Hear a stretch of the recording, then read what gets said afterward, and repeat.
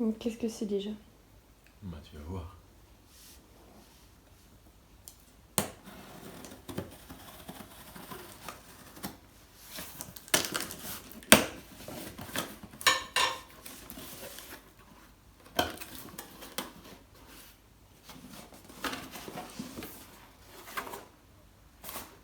Yeah baby. Pédale capteur de puissance.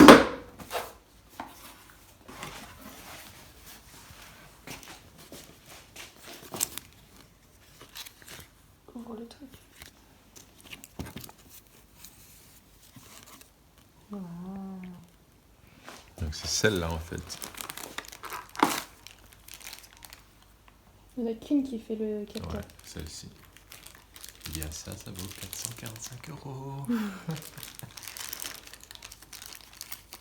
Comme vous pouvez le voir, cette semaine j'ai reçu des nouvelles pédales, des pédales capteurs de puissance, qui me permettent de mesurer en fait l'effort que je fournis sur le vélo. Et donc ce qui va me permettre d'avoir des entraînements plus précis et plus spécifiques sur le vélo. Avec ces nouvelles pédales qui sont de type route, ça change par rapport aux autres pédales que j'avais avant, qui étaient de type VTT, donc qui ressemblaient plutôt à ça. Et qui avaient des chaussures avec des cales qui ressemblaient plutôt à ça, des petites cales métalliques ici. Or, ces pédales capteurs de puissance, c'est des cales route, donc il me fallait des nouvelles chaussures. Et donc, je me suis fait un petit plaisir et j'ai acheté ces chaussures, dont je suis très contente, qui ont eu leur première sortie hier, avec des cales, comme vous pouvez le voir, beaucoup plus larges en fait. Des cales plus larges et une semelle en carbone, donc très rigide, qui permet justement d'appliquer plus de puissance dans les pédales. Donc, quand on crée un plan d'entraînement ou un entraînement structuré, on a envie de savoir qu'on fait tel entraînement dans la zone endurance et tel entraînement dans la zone intensité.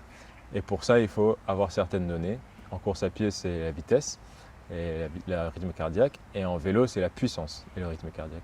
Et donc, pour avoir mes données d'effort maximal en course à pied et en vélo, cet été, j'ai fait des tests d'effort. Et ça consiste en gros de mesurer mon effort sur un travail de plus en plus dur jusqu'à épuisement. On est à 350 watts. Allez. Super. Allez.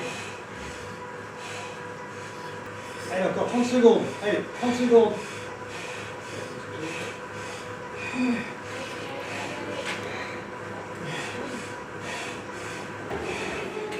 Tournez les jambes, vous n'arrêtez pas brutalement. Vous arrêtez brutalement.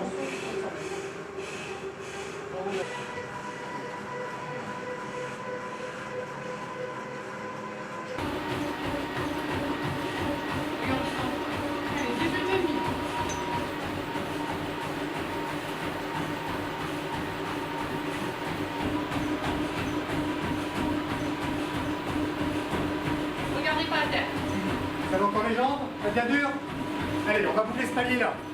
Donc voilà, donc sur la course à pied, on utilise la valeur de vitesse qui permet de structurer l'entraînement. Donc par exemple, si je dois faire un entraînement de type endurance, je sais, grâce à mon test d'effort, que je dois courir aux alentours de 13 km/h par exemple. Et ça, c'est ma montre qui me permet de savoir ça. Et maintenant, par contre, pour le vélo, c'est différent parce que la vitesse, elle dépend de beaucoup de choses. Par exemple, tu peux être en montée et aller très doucement, et en descente et aller très vite. Par contre, tu ne feras pas le même effort. Tu feras certainement plus d'efforts en montée qu'en descente.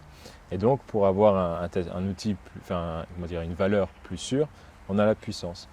Donc, quand maintenant, avec ma puissance maximale qu'on a eue dans le test d'effort, je peux structurer mes entraînements pour savoir que quand je suis dans un entraînement de type endurance, je tourne aux alentours de 190 watts par exemple. Et quand c'est un entraînement type intensité fractionnée, là, je tourne plutôt autour de 400 watts, ou un truc comme ça. Et donc, c'est super. Enfin, moi, ça me fait plaisir parce que ça me permet maintenant vraiment de monter mon niveau d'entraînement vélo au prochain niveau, si on veut, où je peux être objectif et où mes coachs pourront voir vraiment l'effort que j'ai produit. C'est-à-dire que je ne pourrais pas juste dire « ouais, c'était super difficile » et après, ils vont voir « ouais, mais tu as fait 127 watts ». Donc, ce n'était pas si difficile que ça, en fin de compte. Mais donc voilà, donc c'est super cool. Et ça, c'est un peu la nouveauté de cette semaine-ci que je tenais à partager avec vous. Et voilà, et ça me permettra maintenant de faire des entraînements de plus en plus sérieux. Allez, 200 watts. Et c'est parti. Allez. 500 watts, on y va. Ouais, t'es bien là, 604. Ouais, 700 watts. Tiens. Ouais. Ouais, t'es monté à 750, je pense. C'est pas mal. Sur 2 secondes. Ah, c'est dur, hein.